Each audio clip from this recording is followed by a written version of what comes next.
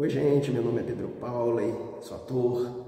Estou passando aqui para falar do meu amigo Biel, que trabalhou comigo recentemente no filme Vicente, na Cidade Fantasma, onde ele faz o Vicente, né? Do nosso amigo diretor Flávio Carnielli.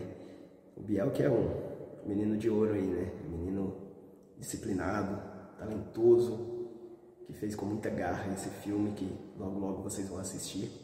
Dar muitas risadas e se emocionar também. Aquele abraço pro Biel. Estou passando aqui como grande amigo dele, como uma pessoa que torce por ele, e com certeza ele irá muito longe ainda, porque talento não lhe falta. Aquele abraço, Biel, tudo de bom, sucesso sempre.